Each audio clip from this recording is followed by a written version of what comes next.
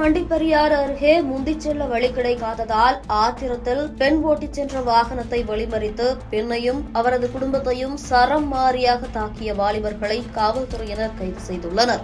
தமிழக கேரள எல்லையை இணைக்கும் இடுக்கி மாவட்டம் வண்டிப்பெரியாறு அருகே உள்ளது இஞ்சிக்காடு. இரவு நேரம் குறுகலான அந்த மலைப்பாதையில் தனது வயது முதிர்ந்த தந்தைக்கு மருத்துவமனை பரிசோதனை முடித்துவிட்டு தந்தை மற்றும் தனது 2 குழந்தைகளுடன் பெண் ஒருவர் காரை ஓட்டிச் சென்றுள்ளார்.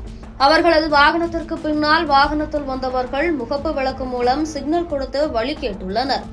அதோடு தொடர்ச்சியாக ஆரணும் அடித்துள்ளனர். ஆனால் வாகனம் ஓட்டிய பெண் குறுகலான பாதை என்பதாலும் இருபுறமும் பள்ளமுள்ள மலைப்பாதை என்பதாலும் வழிவிட முடியாமல் திணறியுள்ளார்.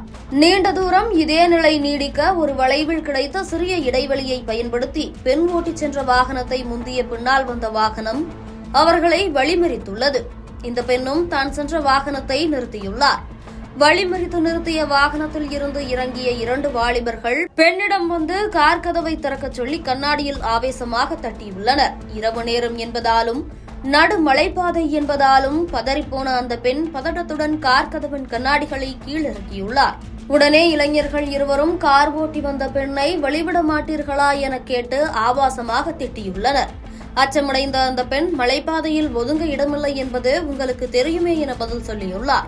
இதனால் ஆத்திரமடைந்த இருவரும் அந்த பெண்ணை தாக்கியுள்ளனர். மகள் தாக்கப்படுவதை அறிந்து நோயாளியான அந்த பெண்ணின் தந்தையும் பின்பக்க கார் கதவை திறந்து வெளியே வந்துள்ளார். அவரையும் அந்த 2 இளைஞர்களும் தாக்கியதோடு கீழே தள்ளிவிட்டுள்ளனர்.